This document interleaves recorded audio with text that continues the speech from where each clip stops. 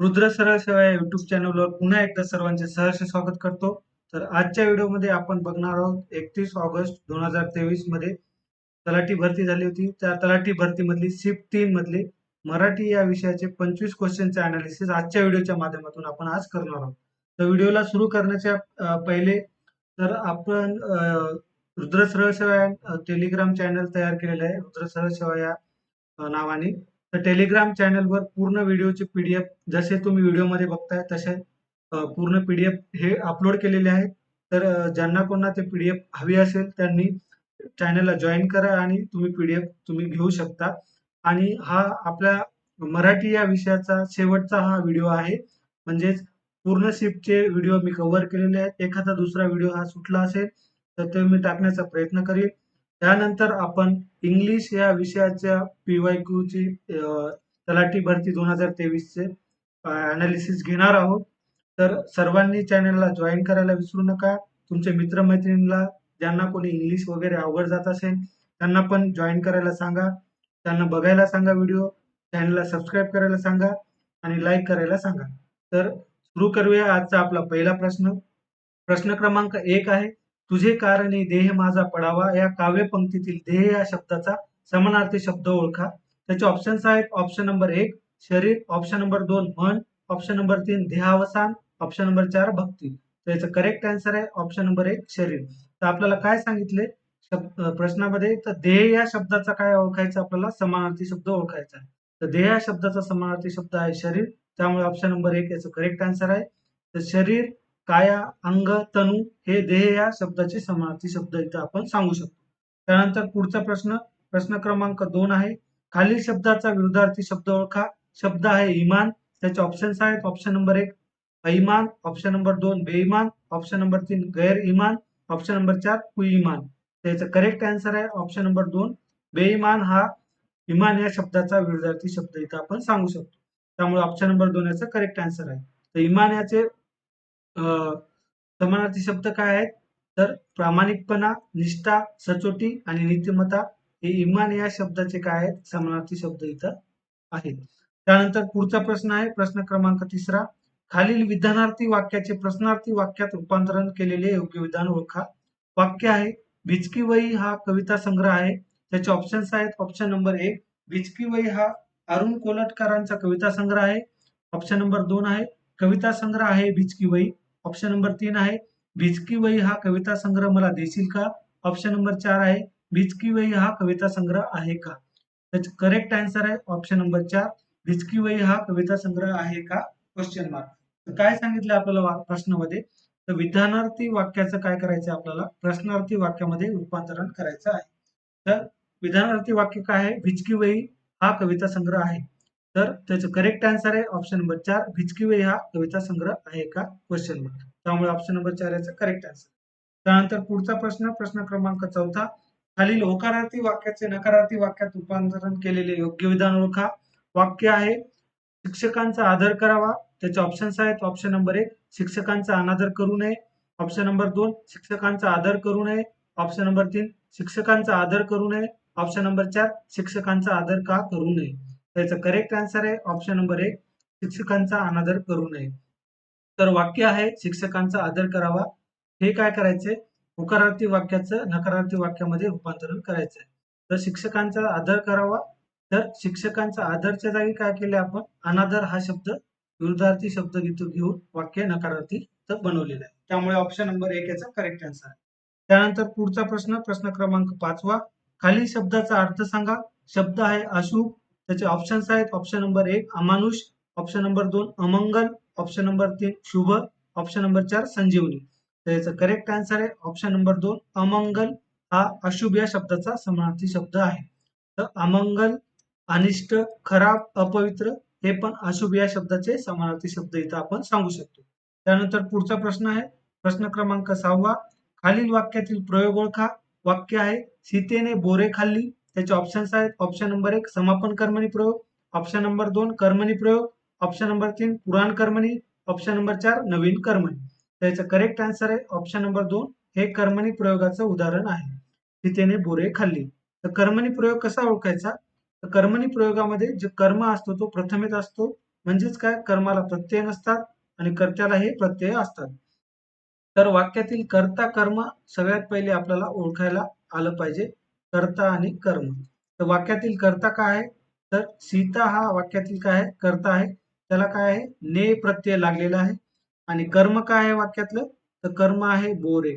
तर कर्म आहे बोरे. तर बोरेला कुठला प्रत्यय इथं दिसतो का तुम्हाला? तर नाही. तर बोरे हे काय आहे? प्रथमामध्ये आहे. म्हणजेच काय? त्याला प्रत्यय नाहीत. म्हणजेच काय? कर्मणी प्रयोगामध्ये कर्माला प्रत्यय नसतात आणि कर्त्याला प्रत्यय असतात. त्यामुळे हे झालं कर्मणी प्रयोगाचं उदाहरण. आणि समापन कर्मणी प्रयोगामध्ये काय होते? तर कृती पूर्ण झाल्याचे इथं सूचित होते आणि जे क्रियापद असतात ते ऊन होऊन, झाला, झाली, झाले अशा प्रकारचे असतात.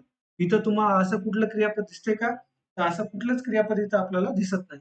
त्यामुळे हे समापन कर्मणी प्रयोगाचं उदाहरण नाहीये. फक्त कर्मणी प्रयोगाचं हे उदाहरण आहे. त्यामुळे ऑप्शन नंबर 2 याचं करेक्ट आन्सर आहे. त्यानंतर पुढचा प्रश्न, प्रश्न क्रमांक 7वा. खालील म्हणीचा योग्य अर्थ ओळखा. मन आहे, बोलाचाच भात आणि बोलाचीच कढी. त्याचे ऑप्शन्स आहेत. ऑप्शन नंबर 1, शूद्र माणसाच्या निंदेने थोर माणसाचे काही नुकसान होत नाही. ऑप्शन नंबर 2, उत्तम स्थिती गेली पण त्या आठवणी मागे उरल्या.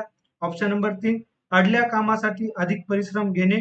ऑप्शन नंबर 4, केवळ बोलून बोलूनच सर्वांना संतुष्ट करावयाचे पण कृती मात्र शून्य. त्याचं करेक्ट आन्सर आहे ऑप्शन नंबर 4, केवळ बोलून बोलूनच सर्वांना संतुष्ट करावयाचे पण कृती मात्र शून्य. म्हणजेच काय, बोलाचाच भात आणि बोलाचीच कढी. तर काय त्याचा अर्थ होतो? नुसता गाजावाजा पण काम मात्र शून्य आणि फक्त बोलवचन कृती मात्र शून्य. फक्त बोलवचन द्यायचं, काम मात्र करायचं नाही, असा या आशयाची ही म्हण आहे. त्यामुळे ऑप्शन नंबर 4 याचं करेक्ट आन्सर आहे. त्यानंतर पुढचा प्रश्न, प्रश्न क्रमांक 8वा. अक्कल विकत घेणे या वाक्प्रचाराचा योग्य अर्थ ओळखा. त्याचे ऑप्शन्स आहेत. ऑप्शन नंबर 1, बुद्धीचा वापर न करणे. ऑप्शन नंबर 2, अनुभवातून आलेले शहाणपण. ऑप्शन नंबर 3, दुसऱ्याच्या विचाराने वागणे. ऑप्शन नंबर 4, शहाणपण शिकवणे. त्याचं करेक्ट आन्सर आहे ऑप्शन नंबर 2, अनुभवातून आलेले शहाणपण. म्हणजेच काय, अक्कल विकत घेणे या वाक्प्रचाराचा अर्थ आहे. म्हणजेच काय, चुकीतून धडा घेणे किंवा अनुभवातून शिकणे असा त्याचा अर्थ होतो या वाक्प्रचाराचा. त्यानंतर पुढचा प्रश्न आहे प्रश्न क्रमांक 9वा. खालील शब्दाचा विरुद्धार्थी शब्द ओळखा. शब्द आहे बेभरवसा.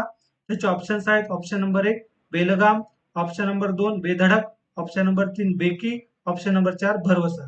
त्याचं करेक्ट आन्सर आहे ऑप्शन नंबर 4, भरवसा. आपल्याला काय ओळखायचे सांगितले? विरुद्धार्थी शब्द ओळखायचा सांगितला बेभरवसाचा. तर त्याचा विरुद्धार्थी शब्द आहे भरवसा. तर बेभरोसा म्हणजेच काय? अविश्वसनीय, अविश्वासी, अस्थिर, भरोश्याचा नसलेला म्हणजेच बेभरोसा. त्यामुळे ऑप्शन नंबर 4 याचा करेक्ट आन्सर आहे. त्यानंतर पुढचा प्रश्न, प्रश्न क्रमांक 10वा.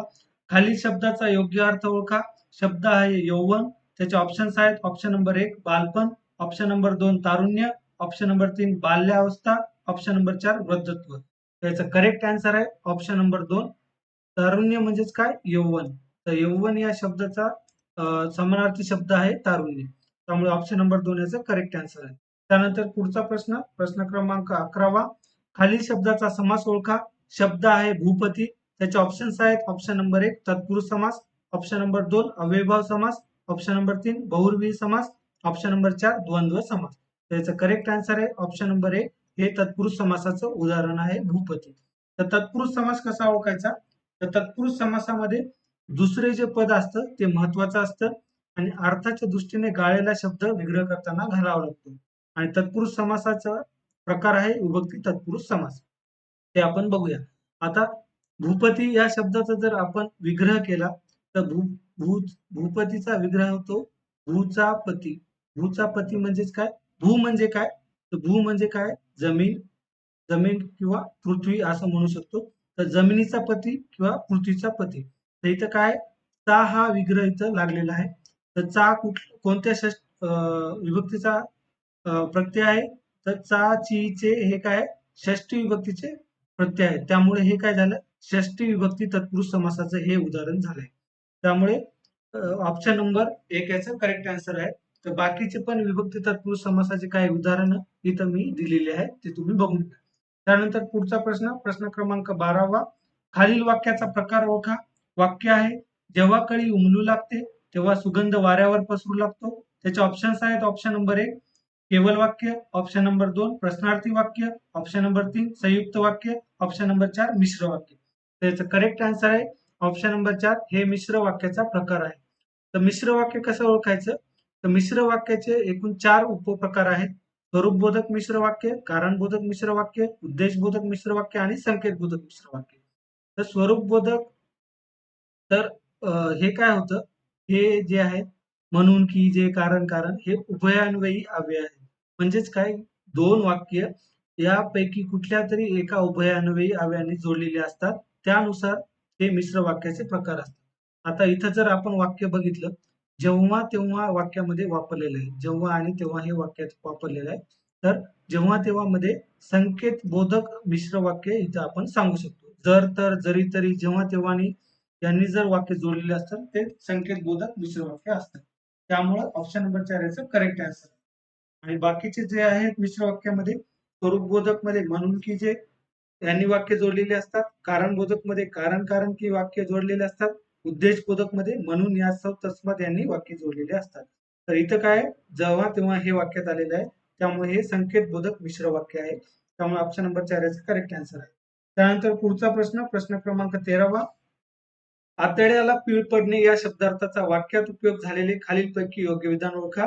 त्याचे ऑप्शन्स आहेत. ऑप्शन नंबर 1 गारठ्यामध्ये फुटपाथवर झोपलेली उघडी बालके पाहून माझ्या आतड्याला पीळ पडला.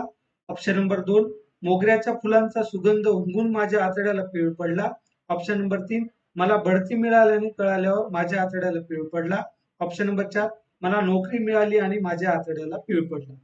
तर याचं करेक्ट आन्सर आहे ऑप्शन नंबर 1 गारठ्यामध्ये फुटपाथवर झोपलेली उघडी बालके पाहून माझ्या आतड्याला पीळ पडला.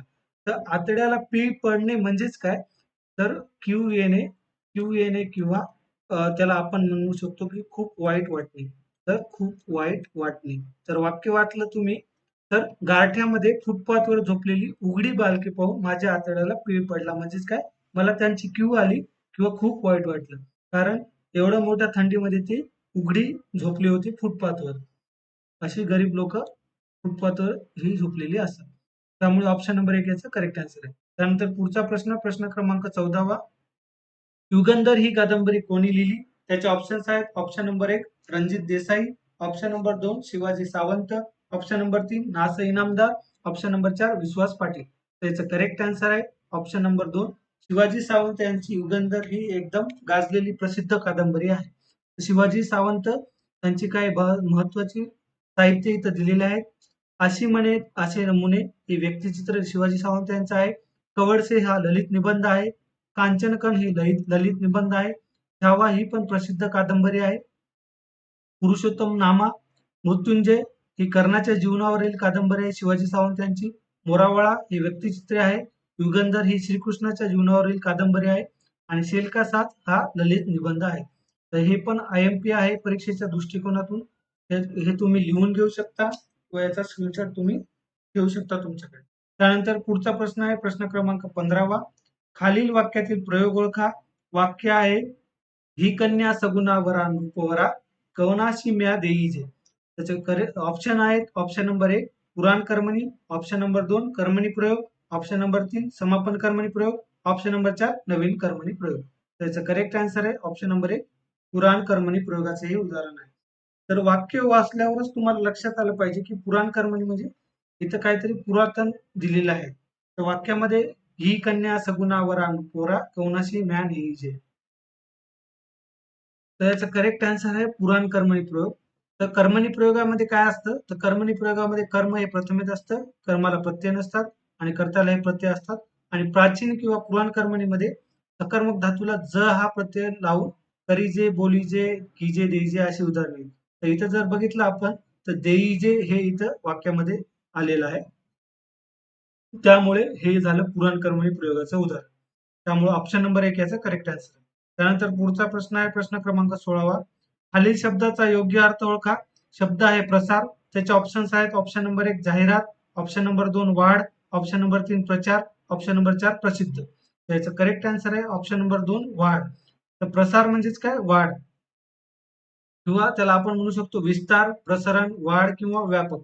तर हे प्रसार या शब्दाचे समानार्थी शब्द इथं आपण सांगू शकतो.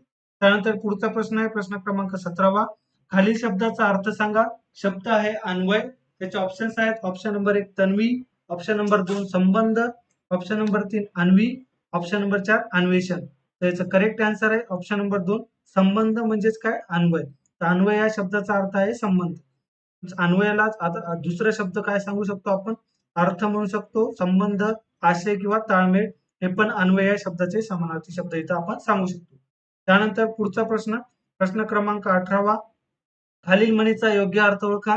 मन आहे बोले तैसा चाले त्याची वंदावी पाऊले. त्याचे ऑप्शन्स आहेत ऑप्शन नंबर 1 दुसऱ्याचा अनुभव पाहून मनुष्य शहाणा होतो. ऑप्शन नंबर 2 विचाराप्रमाणे आचार करतो त्याला वंदन करावे.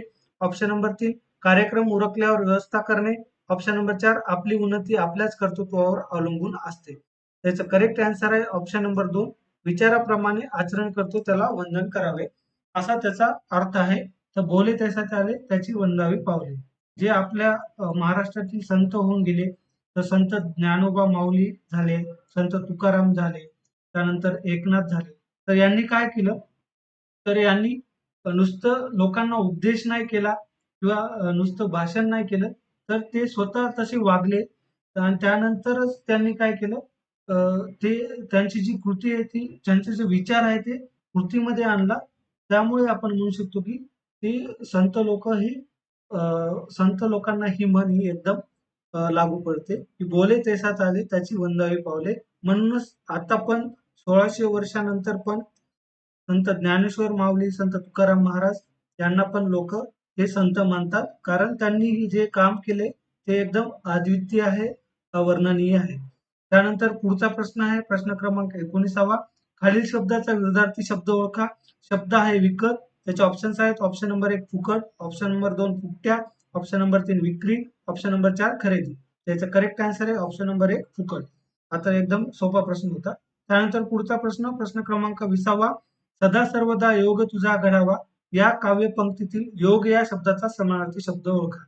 त्याचे ऑप्शन्स आहेत ऑप्शन नंबर 1 संघ, ऑप्शन नंबर 2 संघ, ऑप्शन नंबर 3 योग्य, ऑप्शन नंबर 4 वियोग. त्याचा करेक्ट आन्सर आहे ऑप्शन नंबर 1 संघ. तर योग या शब्दाचा समानार्थी शब्द काय संघ. संघच म्हणजेच काय संयोग म्हणू शकतो त्याला आपण मेळ म्हणू शकतो संधी म्हणू शकतो ताळमेळ म्हणू शकतो. तर संघ या शब्दाचे हे समानार्थी शब्द आहे. त्यानंतर पुढचा प्रश्न प्रश्न क्रमांक 21 संभाजी ही कादंबरी कोणी लिहिली. त्याचे ऑप्शन्स आहेत option number 1 Vishwas Patil, option number 2 Shivaji Sawant, option number 3 Na. Inamdar, option number 4 Ranjit Desai. त्याचा करेक्ट आन्सर आहे ऑप्शन नंबर 1 विश्वास पाटील यांनी संभाजी ही कादंबरी लिहिलेली आहे. तर विश्वास पाटील यांना पानिपतकार असं पण म्हणले जातं कारण पानिपत ही त्यांची अत्यंत गाजलेली कादंबरी आहे. तर विश्वास पाटील यांच्या बाकीच्या काय इथं कादंबऱ्या किंवा काही साहित्य दिलेले आहे. तर पानिपत आहे, संभाजी आहे, झाडाझडती, पांगिरा, चंद्रमुखी, आंबी, गाभुळलेल्या चंद्रबनात, क्रांतीसूर्य आणि बंदा रुपया. त्यानंतर पुढचा प्रश्न आहे प्रश्न क्रमांक 22 एक घाव दोन तुकडे करणे या शब्दार्थाचा वाक्यात उपयोग झालेले खालीलपैकी योग्य विधान ओळखा. त्याचे ऑप्शन्स आहेत ऑप्शन नंबर 1 वडिलोपार्जित संपत्तीवरून दोन भावंडांची भांडणे पाहून रामरावांनी वाटणीचा निर्णय घेऊन एक घाव दोन तुकडे केले. त्याचे ऑप्शन नंबर 2 आहे राजूच्या वाढदिवसाला बाबांनी सायकल भेट देऊन एक घाव दोन तुकडे केले. ऑप्शन नंबर 3 आहे रामभाऊनी एक घाव दोन तुकडे करून इडली खाल्ली. ऑप्शन नंबर 4 आहे केतनने खूप अभ्यास करून प्रथम क्रमांक मिळून एक गाव दोन तुकडे केले. त्याचं करेक्ट आन्सर आहे ऑप्शन नंबर 1 वडिलोपार्जित संपत्तीवरून दोन भावांची भांडणे पाहून रामरावांनी वाटणीचा निर्णय घेऊन एक गाव दोन तुकडे केले.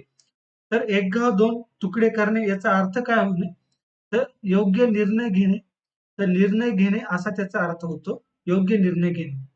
तर रामरावांनी इथं काय केलं तर रामरावांनी दोघा भावांमध्ये भांडणं चालू होते शेतीवरून वाद चालू होते. तर जी काही शेती असेल फॉर एक्झाम्पल त्यांची 2 एकर शेती आहे तर एक एक एकरचा हिस्सा त्या दोघांना वाटून दिला आणि एकदम योग्य निर्णय घेतला. त्यामुळे त्यांची भांडणे थांबली असा या म्हणीचा अर्थ होतो. त्यानंतर पुढचा प्रश्न आहे प्रश्न क्रमांक 23 खालील शब्दाचा समास ओळखा. शब्द आहे चातुर्मास. त्याचे ऑप्शन्स आहेत ऑप्शन नंबर 1 तत्पुरुष समास, ऑप्शन नंबर 2 अव्ययभाव समास, ऑप्शन नंबर 3 द्विगु समास, ऑप्शन नंबर 4 बहुव्रीही समास. त्याचा करेक्ट आन्सर आहे ऑप्शन नंबर 3 हे द्विगु समासाचं उदाहरण आहे चातुर्मास. तर द्विगु समास कसा ओळखायचा की ज्या समासामध्ये पहिले पद हे काय असतं संख्या विशेषण असतं आणि या सामासिक शब्दातून एक समूह सूचित होतो त्याला आपण म्हणतो द्विगु समास. आता जर आपण जर बघितलं चातुर्मास, तर चातुर्मास या शब्दाचा विग्रह जर केला तर त्याचा विग्रह काय होतो? 4 महिन्यांचा समूह. 4 महिन्यांचा समूह असा त्याचा विग्रह होतो. म्हणजेच काय की जास्त आणि चातुर म्हणजे 4 हे काय संख्या विशेषण आलेलं आहे आणि एक समूह पण सूचित झालाय या शब्दातून की 4 महिन्यांचा समूह. त्यामुळे हे झालं द्विगु समास. द्विगु समास ओळखायला एकदम सोपा आहे. त्यानंतर पुढचा प्रश्न, प्रश्न क्रमांक 24वा. डोळ्यात प्राण आणणे या शब्दार्थाचा वाक्यात उपयोग झालेले खालीलपैकी योग्य विधान ओळखा. त्याचे ऑप्शन्स आहेत. ऑप्शन नंबर 1, वृद्ध आई परदेशी गेलेल्या मुलाची डोळ्यात प्राण आणून वाट पाहते. ऑप्शन नंबर 2 आहे, डोळ्यात प्राण आणून केतकीने नवीन कपडे खरेदी केली. ऑप्शन नंबर 3, उतू जाणारे दूध मी डोळ्यात प्राण आणून पाहत होते. ऑप्शन नंबर 4, डोळ्यात प्राण आणून रोहनने जेवण केले. त्याचं करेक्ट आन्सर आहे ऑप्शन नंबर 1, वृद्ध आई परदेशी गेलेल्या मुलाची डोळ्यात प्राण आणून वाट पाहते. तर डोळ्यात प्राण आणून वाट पाहणे याचा अर्थ काय होतो? तर अत्यंत आतुरतेने वाट पाहणे असा त्याचा अर्थ होतो किंवा अत्यंत आतुरतेने प्रतीक्षा करणे असा त्याचा अर्थ होतो. त्यामुळे ऑप्शन नंबर 1 याचं करेक्ट आन्सर आहे. आणि त्यानंतर शेवटचा प्रश्न, प्रश्न क्रमांक 25वा. राजा शिवछत्रपती हे चरित्र कोणी लिहिले? त्याचे ऑप्शन्स आहेत. Option number 1, Babasaheb Purandare. Option number 2, Mukund Patil. Option number 3, Na. Inamdar. Option number 4, विश्राम बेडेकर. त्याचं करेक्ट आन्सर आहे ऑप्शन नंबर 1, बाबासाहेब पुरंदरे यांनी राजा शिवछत्रपती हे चरित्र लिहिलेले आहे. तर बाबासाहेब पुरंदरे यांची काही महत्वाची साहित्य इथं दिलेले आहे. जसं की आग्रा, जाणता राजा, पन्हाळगड, पुरंदर, प्रतापगड, फुलवंती, महाराज, राजगड, राजा शिवछत्रपती, लाल महाल, सावित्री, सिंहगड आणि शेलार किल्ला हे पण अत्यंत महत्वाचे आहेत परीक्षेच्या दृष्टिकोनातून बाबासाहेब पुरंदरे यांची. तर हे तुम्ही तुमच्या नोटबुक मध्ये नोट करून घेऊ शकता किंवा तुम्ही याचा स्क्रीनशॉट घेऊ शकता. तर आजच्या व्हिडिओमध्ये आपण इथंच थांबणार आहोत. तर जाता जाता एक सर्वांना विनंती आहे की आपलं रुद्र सरस्वती या नावानेच टेलिग्राम चॅनल सुरू केलेलं आहे. त्यामध्ये पूर्ण व्हिडिओच्या PDF टाकलेल्या आहेत. ज्यांना कोणाला हवे असतील त्यांनी चॅनलला जॉईन करा आणि तिथून डाउनलोड करून घेऊ शकता. आणि आपण यानंतर इंग्लिश या विषयाचे 25 क्वेश्चनचं अनालिसिस सिरीज जी आहे तलाठी भरतीची ती सुरू करणार आहोत. हा आपला शेवटचा व्हिडिओ आहे मराठी या विषयाचा. भेटूया पुढच्या व्हिडिओमध्ये. नमस्कार.